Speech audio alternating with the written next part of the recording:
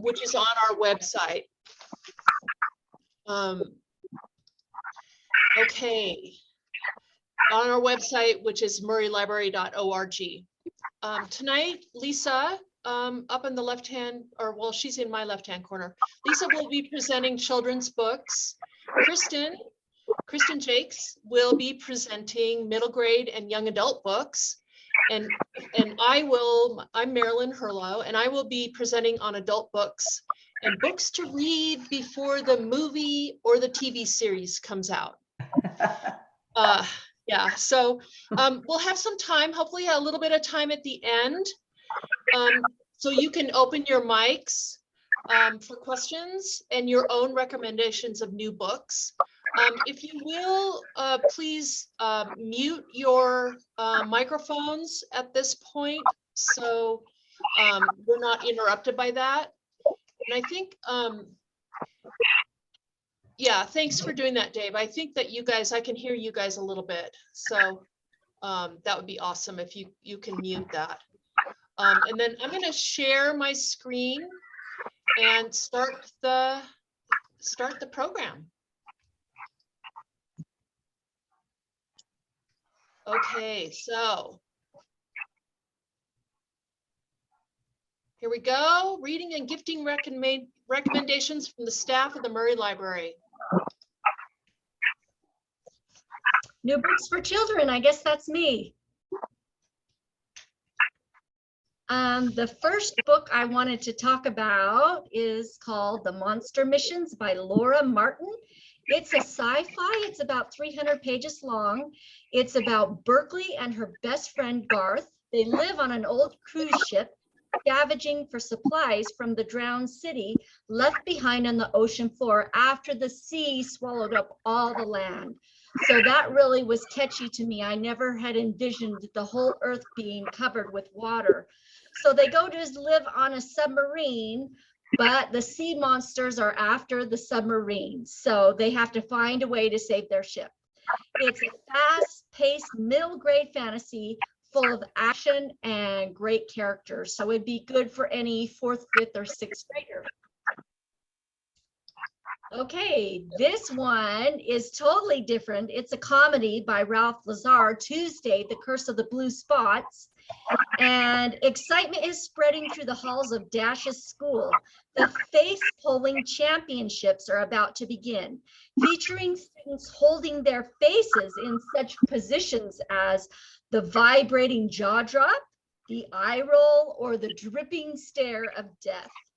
So the problem is, before the competition starts, everybody in the school ends up with blue spots, except for one boy. His name is Granville Honkersmith, and he doesn't have the spots. So Dash has to get to the bottom of it, why they all have spots, before they cancel the face-pulling contest. So it's hilarious. It has antics and adventure, and it's easy to read, and it has ridiculous tidbits all through it. So if you had maybe a 3rd, 4th, or 5th grader, they'd love this book. Okay, the next book is called The Beatrice Prophecy by Kate DiCamillo. And if you are a fan of the Tales of Despereaux, you will love this one, The Beatrice Prophecy.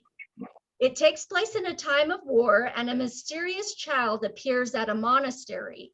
Brother Edict finds the girl, Beatrice, curled in a stall, racked with fever, coated in dirt and blood, and holding fast to the ear of her goat.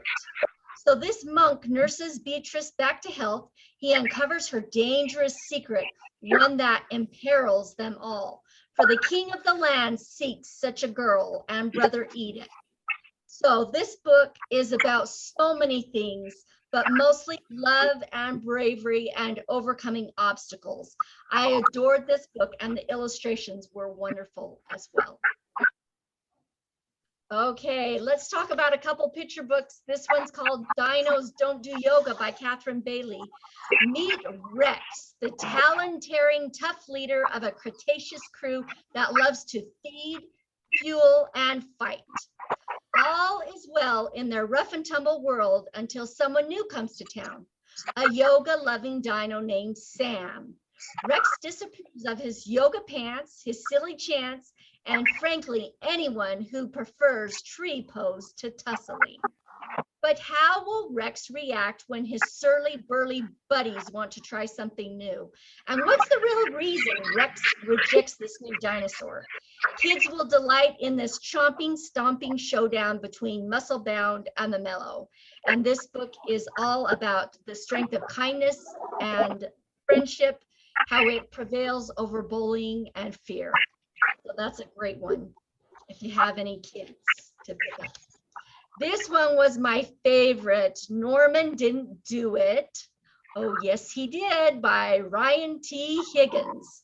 So Norman is a porcupine and Mildred is a tree. Norman and Mildred are best friends, just the two of them, and only the two of them.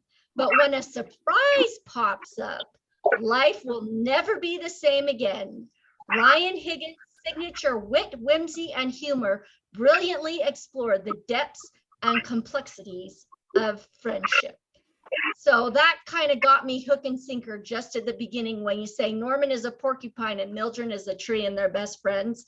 What more could you want in a picture book? It's great. So that's all the books I had planned to talk to you guys about. If you have any questions, we'll have room for questions at the end. Thank you.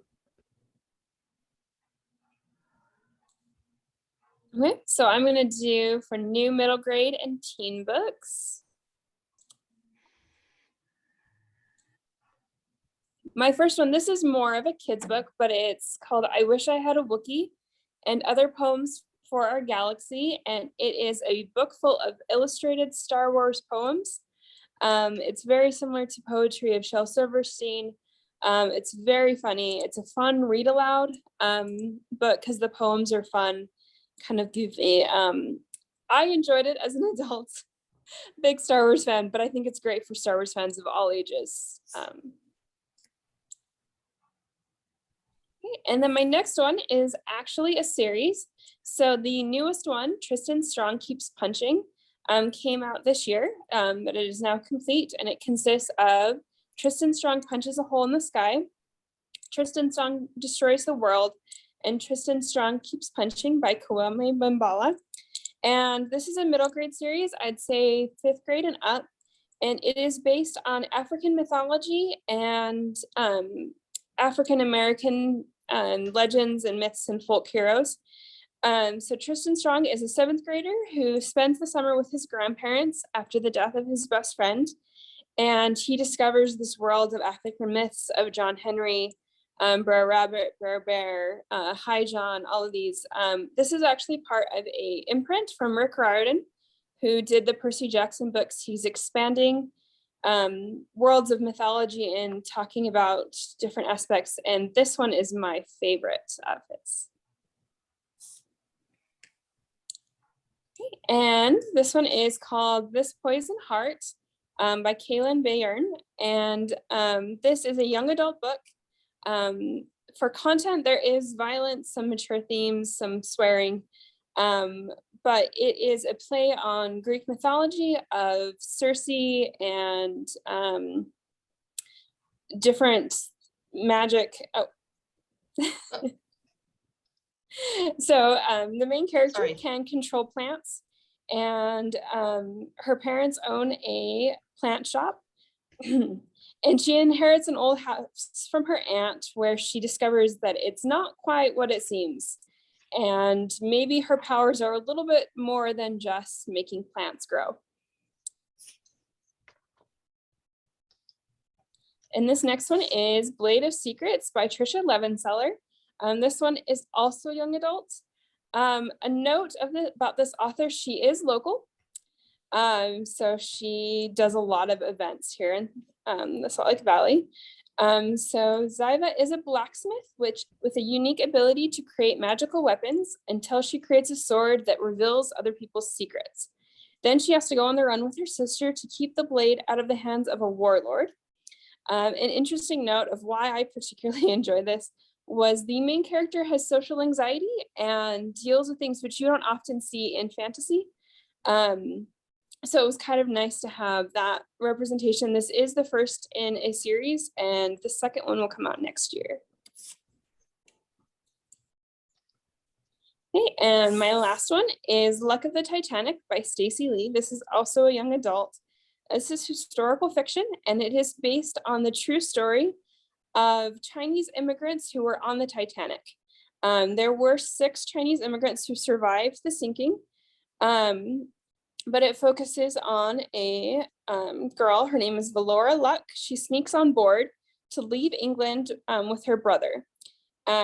She is forced to sneak on because of the Chinese Exclusion Act in the United States, which prevents Chinese immigrants from coming on, and it sort of explores day by day leading up into the sinking of the Titanic. So you kind of know what's going on, but it's nice to see a different perspective of other than the rich high society part of the Titanic. This is much more the lower decks aspect.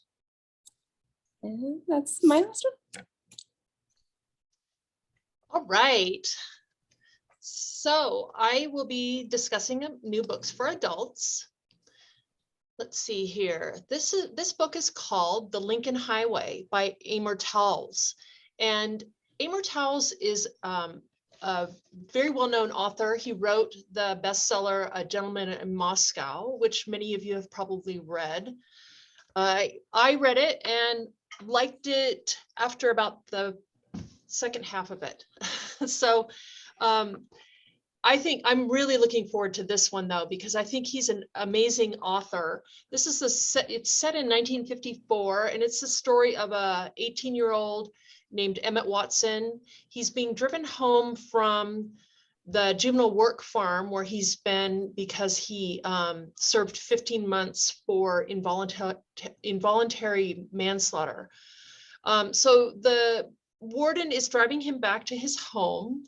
His parents are gone, the family farm is foreclosed, and Emmett plans to pick up his 8-year-old brother, Billy, and head to California, where they can start their lives in a new way. When the warden drives away, Emmett discovers that 2 of his friends from the work farm hid in the trunk of the warden's car. And together they've hatched this plan, this kind of crazy plan for them all to head to New York City.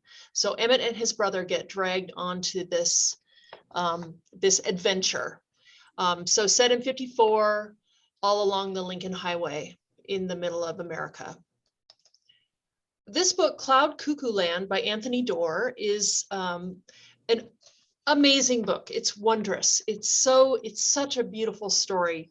Anthony Doerr wrote the book, All the Light We Cannot See, which was set during World War II. This book, Cloud Cuckoo Land, is set in the past, in 15th century Constantinople, in the present, in a small town in Idaho. And then it's also set in the future on an interstellar spaceship.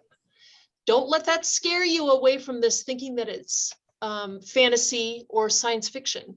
This book covers all sorts of different things, especially one specific book called Cloud Cuckoo Land that was purportedly by the Greek author Diogenes.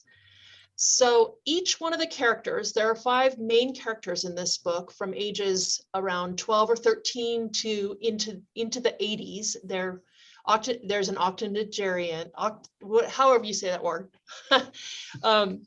So they each touch on this fable, this Cloud Cuckoo Land fable. And in Anthony Doerr's capable hands, each storyline rings true, and each one is compelling and extremely moving. I loved the interweaving of all the stories and the timelines from 500 years ago to 300 years in the future. It's rich in detail and emotion. It's a beautiful, beautiful story. Okay, this book I think it's her first book. This woman, Sarah Nisha Adams, wrote The Reading List. And this is another amazing novel for all the book lovers in your life, maybe you too. There are 2 main characters. The widower Mukesh, he lives a very quiet life in Wembley, West London. He doesn't get out much. He's very set in his ways, and he worries constantly about his granddaughter, who seems to only live for the books that she reads, which sounds like many people I know. So his wife, she was beloved by him. She was a big reader too. And then the second character, the main character, is a young woman, a teenager named Alicia. She's very bright. She's somewhat anxious, and she is working in the local library in the town of Wembley also. And she's working in this library in the summer. One day she happens to come across a book, To Kill a Mockingbird, and she finds a list in the back of the book. And it's a list of novels she's never heard of before. So she's kind of bored in her job, and it just has decided that she's going to read all these books. As each story unfolds for her as she's reading them, they help her deal with issues she's having at home, and which she has a very dysfunctional family, and they're just amazing books for her. So Mukesh ends up, the widower, he ends up coming to the library one day, and he has a book that he has to return that's long overdue. That book happens to be the Time Traveler's Wife, which his wife loved, and he meets Alicia, and they end up connecting. These two quiet souls end up connecting, and it's the story of what happens once they connect. It's beautiful.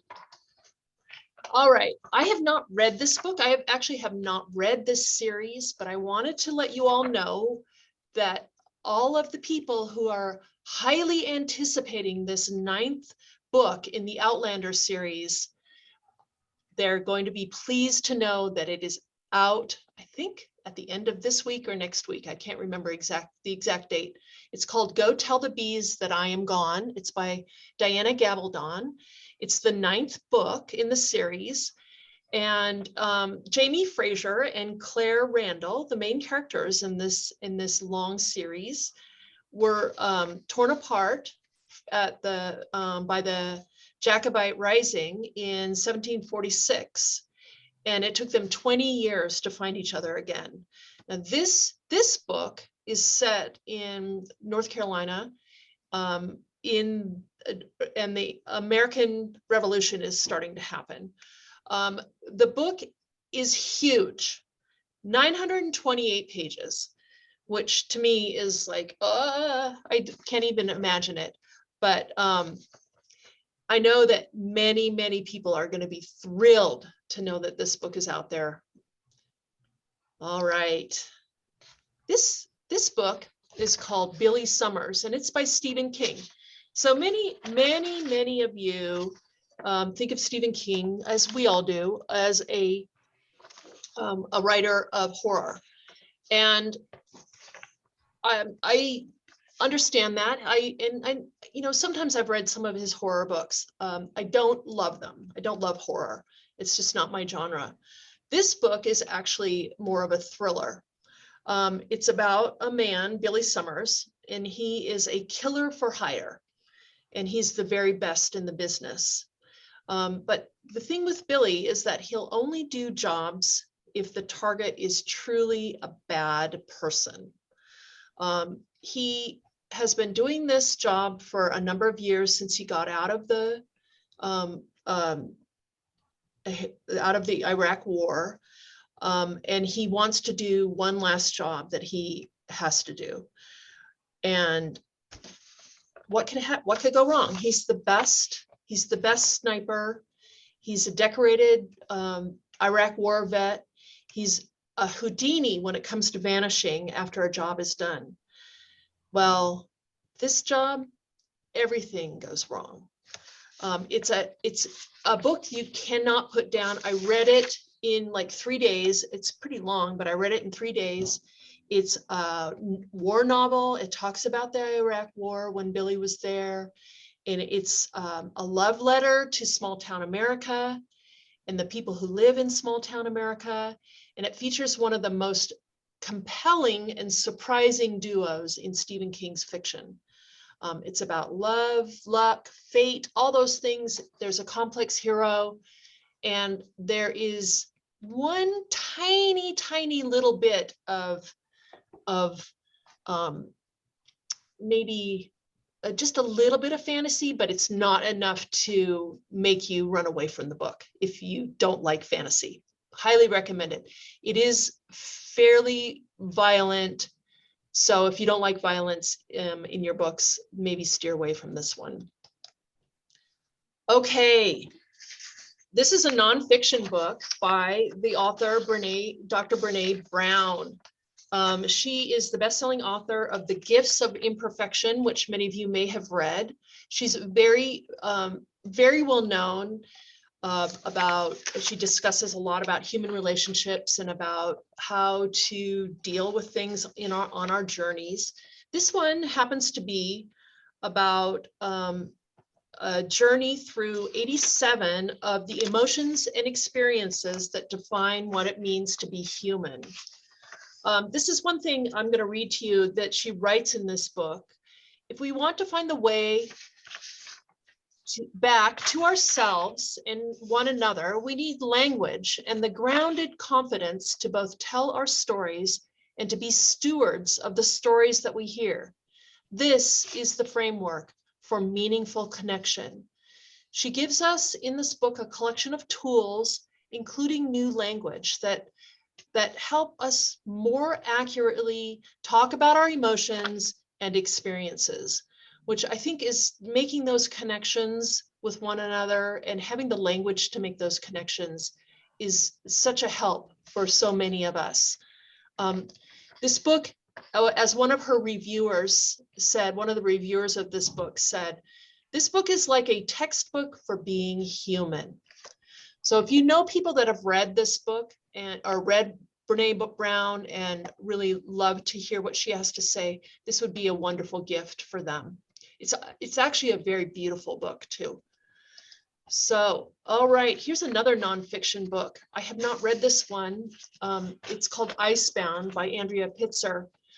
It's basically a page-turner Arctic adventure survival story, vivid in its descriptions of the land, the sea, and most of all, the endless crushing ice.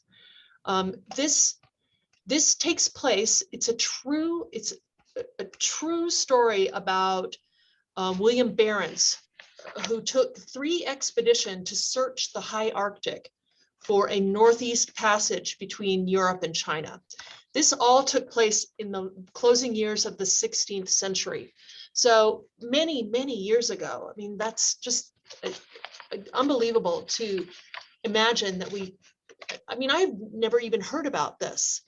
And I've heard the name Barents, but I never knew about these adventures that they went on trying to find the Northeast Passage. The voyages were filled with wonders and hardships.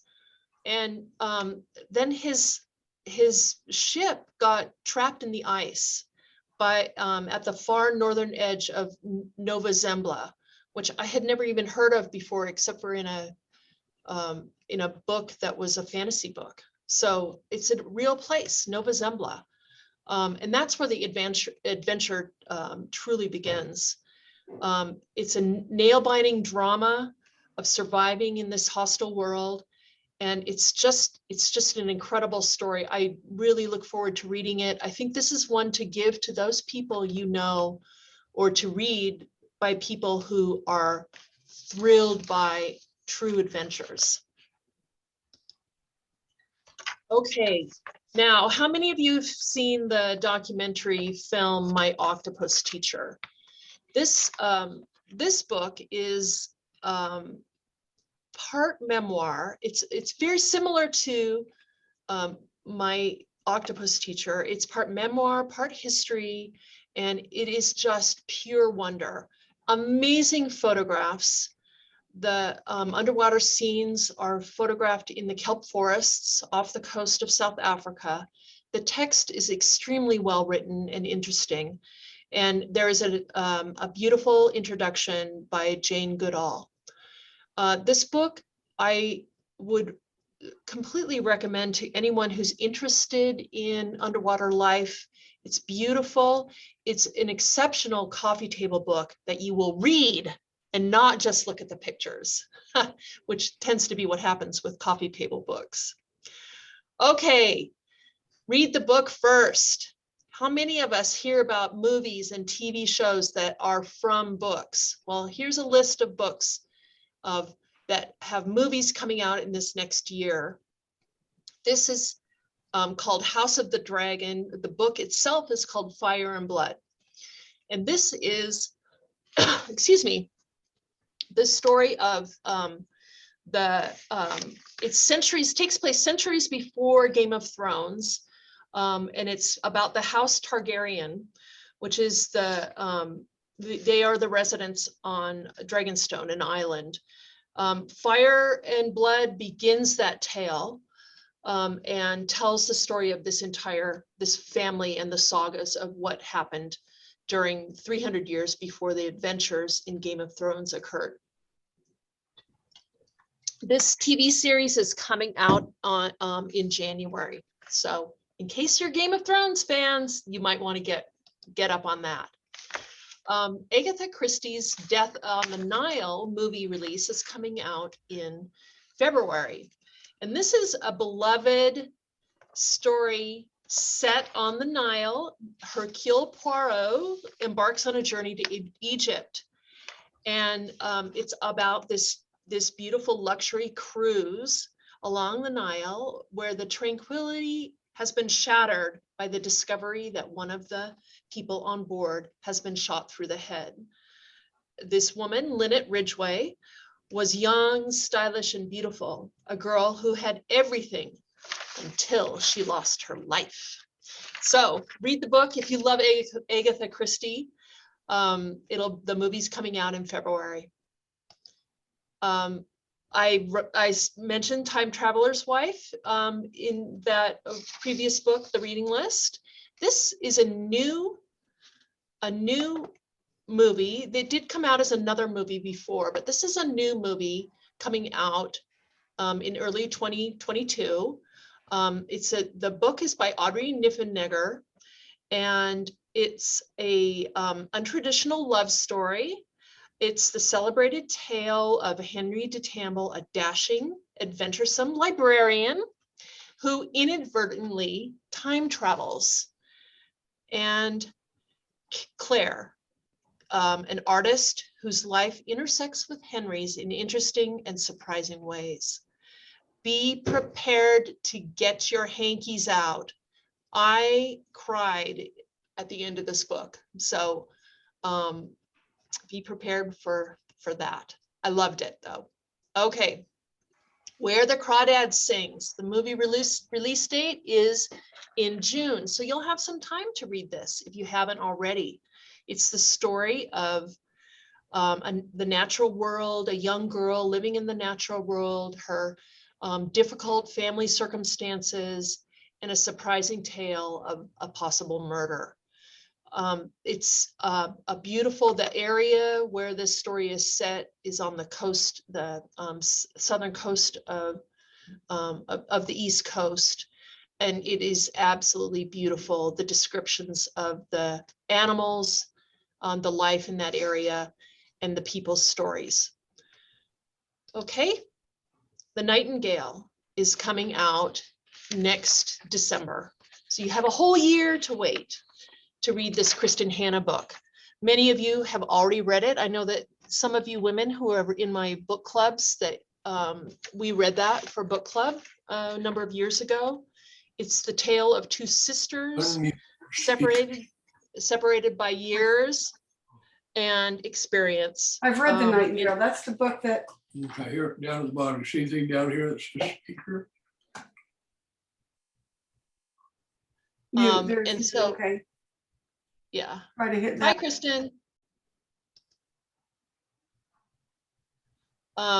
It's the story of these two sisters in German occupied war-torn France. It's heartbreaking, it's beautiful. Oh, it's It's muted. just an incredible story. So read it before next December. All right, so now we're going to stop the share on this, and then we're going to open up your mics. And if anyone has a question they want to ask, or